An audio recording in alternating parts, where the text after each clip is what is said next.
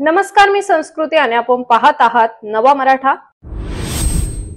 महाराष्ट्रातील महायुती सरकारने विधानसभा निवडणुकीत शेतकऱ्यांना दिलेल्या कर्जमाफीच्या आश्वासनाची पूर्तता न केल्यास 14 एप्रिल पासून राज्यव्यापी आंदोलन करण्याचा इशारा स्वतंत्र भारत पक्ष आणि शेतकरी संघटनेने दिला आहे। आंदोलनादरम्यान महायुती सरकारच्या जाहीरनाम्याची होळी करण्यात येणार आहे। स्वतंत्र भारत पक्षाचे राष्ट्रीय अध्यक्ष अनिल घनवट यांनी महाराष्ट्र शासनाला याबाबत निवेदन पाठवले आहे। निवेदनात म्हटले आहे की महायुतीच्या जाहीरनाम्यात शेतकऱ्यांचे कर्जमाफ आश्वासन देण्यात आले होते। तसेच सोयाबीनचा प्रति क्विंटल 6000 रुपये भाव देण्याचेही आश्वासन दिले होते। मात्र यापैकी कोणतेही आश्वासन अद्याप पूर्ण झालेले नाही। उलट शेतकऱ्यांना 31 मार्च पर्यंत पीक कर्ज न भरल्यास वसुलीच्या नोटिसा पाठवण्याचा इशारा देण्यात आला आहे। नमस्कार मित्रांनो, मी अनिल घनवट, स्वतंत्र भारत पक्षाचा राष्ट्रीय अध्यक्ष आणि शेतकरी संघटनेचा माजी अध्यक्ष। भावांनो, एका महत्त्वाच्या विषयाचे तुम्हाला माहिती देण्यासाठी हा व्हिडिओ तयार करत आहे। 14 एप्रिल भारतरत्न डॉक्टर बाबासाहेब आंबेडकर यांच्या जयंतीच्या दिवशी महाराष्ट्रातील जनतेवर झालेल्या अन्यायाला वाचा फोडण्यासाठी एक आंदोलन आम्ही जाहीर केले आहे आणि ते आंदोलन आहे ज्या महायुतीचं आज सरकार महाराष्ट्रामध्ये आहे, यांनी जी आश्वासनं दिली होती आपल्या जाहीरनाम्यामध्ये त्याचं पालन न केल्यामुळे महायुतीचा जाहीरनामा जाळण्याचं आंदोलन हे 14 एप्रिल 2025 पासून सुरू होईल आणि जोपर्यंत सरकार जाहीरनाम्याप्रमाणे वागत नाही, दिलेली आश्वासनं पूर्ण करत नाही, तोपर्यंत हे आंदोलन सुरू राहील। मागील निवडणुकीमध्ये महायुतीच्या उमेदवारांनी जो जाहीरनामा प्रकाशित केला त्याच्यामध्ये शेतकऱ्यांचं कर्ज माफ करू, शेतकऱ्यांना वीज मोफत देऊ, लाडक्या बहिणीला 1500च्या ऐवजी 2100 रुपये देऊ, जे किसान सन्मान निधी येतो तो 12,000च्या ऐवजी 15,000 देऊ, अजून 12,000च आलेला नाही। बेरोजगार युवकांना दर महिन्याला 10,000 रुपये अनुदान म्हणून देता येईल असा भत्ता देण्यात येणार आहे। पुन्हा जे वयोवृद्ध शेतकरी आहेत, जे ज्येष्ठ नागरिक आहेत, त्यांनासुद्धा 6,000 रुपये महिना हे त्यांना निधी देण्यात येणार आहे। अशा अनेक आश्वासनं आहेत आणि याच्यापैकी कोणतंही पूर्ण केलेलं दिसत नाही। काही आश्वासनं पूर्ण करायला वेळ लागू शकेल, परंतु महाराष्ट्रातल्या शेतकऱ्यांचं कर्ज माफ करण्याची जबाबदारी सरकारने घेतली आहे आणि त्यांनी हे कर्ज माफ करायला पाहिजे होतं। या उलट महाराष्ट्राचे अर्थमंत्री, जे अनेक वर्षापासून महाराष्ट्राचे अर्थमंत्री आहेत, माननीय श्री अजितदादा पवार यांनी 31 मार्चपर्यंत शेतकऱ्यांनी सर्व पीक कर्ज भरून टाकावं, कर्जमाफीची वाट पाहू नये असं वक्तव्य केलेलं आहे आणि हे अतिशय क्रूरपणाचं आहे। ते म्हणाले अंथरूण पाहून पाय पसरावे लागतील। तुम्ही इतकी वर्ष अर्थमंत्री होता, निवडणूक लागायच्या अगोदर तुम्हीच अर्थमंत्री होता, तरीसुद्धा तुम्हाला आपलं अंथरूण किती हे कळालं नाही का? मग त्यावेळेला तुम्हाला माहिती असून सुद्धा तुम्ही ही खोटी आश्वासनं का दिली, हा आमचा प्रश्न आहे। शेतकऱ्यांना उल्लू बनवायचा कार्यक्रम आता पुरे झाला। इथून पुढे शेतकरी अशा पद्धतीने मूर्ख बनणार नाही, याचा आम्ही जाब विचारणार आणि हा जाब विचारण्यासाठी स्वतंत्र भारत पक्ष आणि शेतकरी संघटनेच्या नेतृत्वाखाली 14 एप्रिल 2025 पासून प्रत्येक गावामध्ये हा कार्यक्रम मुद्दाम गावात ठेवलेला आहे। कारण कुठे प्रवास करून जायला नको, खर्च करायला नको, गाड्या घोड्या पाहायला नको। आपापल्या गावामध्ये जेवढी काही लोक शेतकरी जमतील त्याच्यामध्ये कर्जदार शेतकरी येतील, बेरोजगार युवक असतील, लाडक्या बहिणी असतील, ज्येष्ठ नागरिक असतील, ज्याला ज्याला वाटतं की आपल्याला फसवलं गेलेलं आहे, या सगळ्यांनी या आंदोलनात सामील व्हायचे आणि जास्तीत जास्त प्रसार करून सरकारला शेतकऱ्यांचं कर्ज माफ करायला भाग पडायचं। त्यांनी दिलेल्या आश्वासनाप्रमाणे लाडक्या बहिणींना सरसकट 2100 रुपये देण्याची त्यांनी तयारी करायची. बेरोजगार तरुणांना एकतर काम द्या, तुम्ही 25 लाख नोकऱ्या द्यायचं जाहीरनाम्यामध्ये जाहीर केलेले, नाहीतर त्यांना 10,000 रुपये बेरोजगार भत्ता सुरू करा. अशा पद्धती ज्येष्ठ नागरिकांना जे मानधन दिलं जातं त्याला तुम्ही वाढ करण्याचं आश्वासन दिलेलं आहे ते पूर्ण करा. जोपर्यंत हे आश्वासनं पूर्ण होत नाहीत तोपर्यंत महायुतीचा जाहीरनामा, ज्याच्यामध्ये भारतीय जनता पार्टी, राष्ट्रवादीचा अजितदादा गट आणि शिवसेनेचा एकनाथ शिंदे गट हे प्रमुख याच्यामधले पक्ष आहेत, यांनी ही जबाबदारी घेऊन काम पूर्ण करावं, नाहीतर यांच्या जाहीरनाम्याची होळी सुरू राहील, एवढं या निमित्ताने सांगतो. धन्यवाद. महाराष्ट्र शासनाच्या प्रस्तावित जनसुरक्षा विधेयक 2024च्या विरोधात डाव्या आणि पुरोगामी पक्ष संघटनांनी राज्यव्यापी आंदोलनाची हाक दिली आहे. भारतीय कम्युनिस्ट पक्षासह विविध डाव्या संघटनांनी या विधेयकाला लोकशाही आणि संविधान विरोधी ठरवत 22 एप्रिल रोजी राज्यभरातील जिल्हाधिकारी आणि तहसील कार्यालयांसमोर निदर्शने करण्याचा निर्णय घेतला. या आंदोलनात मार्क्सवादी कम्युनिस्ट पक्ष, शेतकरी कामगार पक्ष, सत्यशोधक कम्युनिस्ट पक्ष, लाल निशाण पक्ष यांसारख्या अनेक डाव्या आणि लोकशाहीवादी संघटना सहभागी होणार आहेत.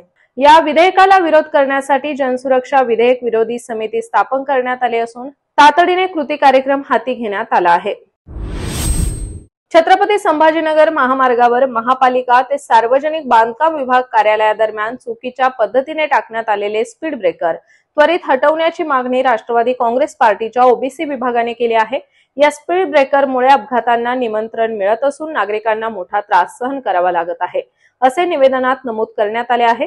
राष्ट्रवादी ओबीसी विभागाच्या शिष्टमंडळाने आमदार संग्राम जगताप यांच्या मार्गदर्शनाखाली सार्वजनिक बांधकाम विभागाचे अधीक्षक अभियंता भरत कुमार बाविस्कर यांना याबाबत निवेदन सादर केले आहे.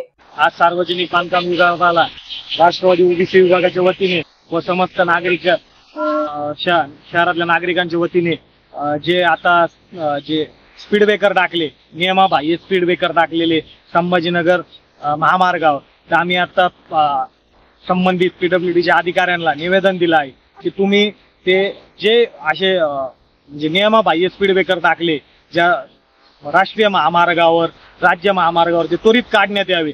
कारण त्या कुठल्याही स्पीड ब्रेकर नियमात नसून एक अचानक तिथं गाड्यांचा स्पीड कमी होतो, मागची गाडी येऊन धडकती, असे प्रकार भरपूर वाढत चालले. त्यात जे वयोवृद्ध लोक आहे, जे शाळेत जाणारे लोक आहे, की ज्या लोकांना ते स्पीड ब्रेकरच कळत नाही, आल्यावर कळतं, त्यांच्या मणक्यांना आदळून मणक्याचे इंजुरी होऊ राहिल्या, तर त्यांनी तातडीने हे स्पीड ब्रेकर नाही काढले तर आम्ही तीव्र प्रकारचं राष्ट्रवादी ओबीसी विभागाच्या वतीने संग्राम भैया जगताप यांच्या नेतृत्वाखाली तीव्र प्रकारचे आंदोलन करण्याचा इशारा आम्ही आमच्या निवेदनाद्वारे दिलाय. तर प्रशासकीय अधिकाऱ्यांनी आम्हाला शाश्वती दिली की आम्ही लवकरात लवकर याच्यावर कारवाई करून आणि जे काही पूर्ण नियम काय बसेल त्या हिशोबाने आम्ही स्पीड ब्रेकर करून लवकरात लवकर त्याच्यावर कारवाई करू. उच्च न्यायालयाच्या आदेशानंतर 1 नोव्हेंबर 2005 पूर्वी नियुक्त झालेल्या आणि त्यानंतर 100% अनुदानित झालेल्या मुख्याध्यापक, शिक्षक आणि शिक्षकेतर कर्मचाऱ्यांसाठी जुनी पेन्शन योजना लागू करण्याचा मार्ग आता मोकळा झालाय. यासाठी शिक्षण विभागाने तयारी सुरू केली असून लवकरच संबंधित संस्थांना प्रस्ताव सादर करण्याचे पत्र काढण्यात येणार आहे. अहिल्यानगर येथील भिंगार शहरातून जाणाऱ्या कल्याण विशाखापट्टणम राष्ट्रीय महामार्ग क्रमांक 61 वर दिशादर्शक फलक, साईड पट्ट्या आणि उच्च परावर्तक रिफ्लेक्टर त्वरित बसवण्याची मागणी आमदार संग्राम जगताप यांच्या वतीने करण्यात आली आहे. या मागणीसाठी राष्ट्रवादी काँग्रेस पक्षाच्या शिष्टमंडळाने राष्ट्रीय महामार्ग कार्यालयाकडे धाव घेतली आहे. माननीय आमदार संग्राम भैया जगताप यांच्या मार्गदर्शनाखाली भिंगार राष्ट्रवादी काँग्रेस यांच्या वतीने राष्ट्रीय महामार्ग ऑफिस यांना आज निवेदन देण्यात आले.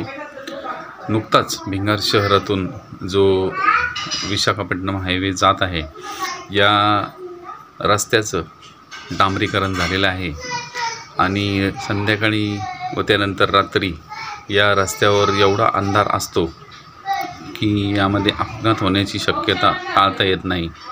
नुकताच मागच्या आठवड्यामध्ये जे बॅरिगेटर्स लावले होते या बॅरिगेटर्सवर एक गाडी या अंधार असल्यामुळे त्याच्यावर डायरेक्ट धडकली आणि त्यांचा मोठा अपघात झाला.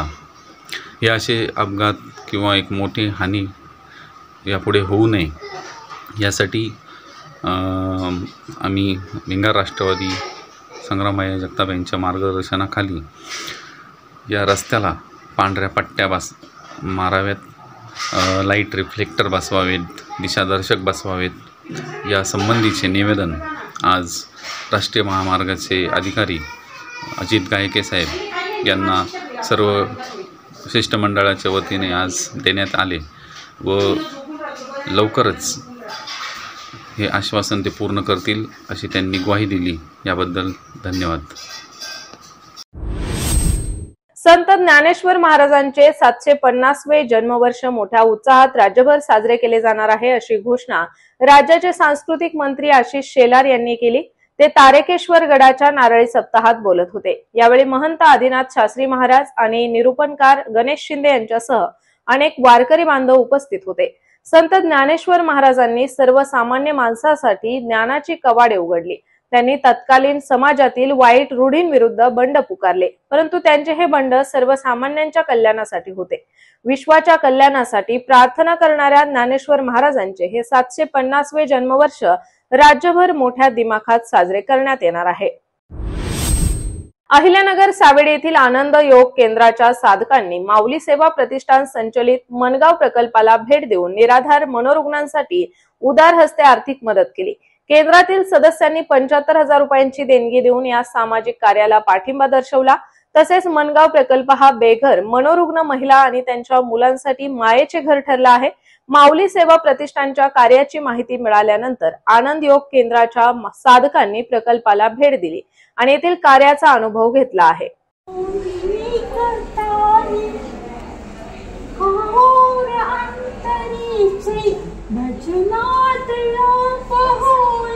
भक्तीत श्री हरीचा मन ही रमोनी जाई उखडो निरोपची नाटी तो दिव्य रूप पाहे घेऊन एक थारी गातो कबीर दोषी आकाश मंदिरो।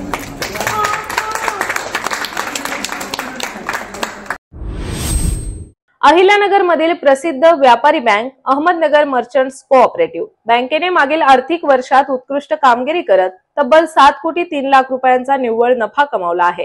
बँकेचे संस्थापक अध्यक्ष हस्तिमल मुनोत यांनी पत्रकार परिषदेत ही माहिती दिली। विशेष म्हणजे बँकेचा नेट एनपीए आता 0% आला आहे। हे यश कोरोना नंतर 3 वर्षांनी मिळाले आहे। या वर्षी बँकेला 39 कोटीचा नफा झालेला आहे। गेल्या वर्षीच्या मानाने तो 12% जास्त झालेला आहे। आणि महत्वाची गोष्ट म्हणजे कोरोनाच्या कारण आमचा एनपीए केव्हाही 0% होता, 2 किंवा 3% राहत होता, तो यावर्षी 0% झालेला आहे। 0% मध्ये एनपीए राहणे हे बँकेची मोठी प्रगतीची आशा आहे। आणि आज बँकेकडे 271 कोटीचे रिझर्व्ह फंड आहे। आमचं शेअर कॅपिटल 22 कोटीचं असताना 271 कोटी रिझर्व्ह आहे, पण तेही 12% पेक्षा जास्त आहे। बँकेचा एकंदर टर्नओव्हर मानसी म्हणजे सापच्या मागे मानाने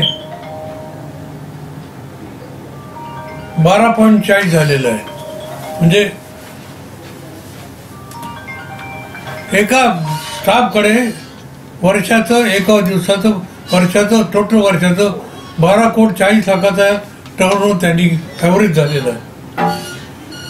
बँकेने यावर्षी स्टाफला प्रॉफिट झाल्यामुळे 11,000ची बक्षीस दिलेली आहे, जाहीर केलेली आहे।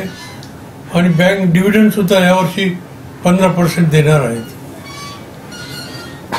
या 0% मुळे या 3 वर्षात शेड्यूल बँक आम्हाला जी मिळत नव्हती ती आता मिळणार आहे।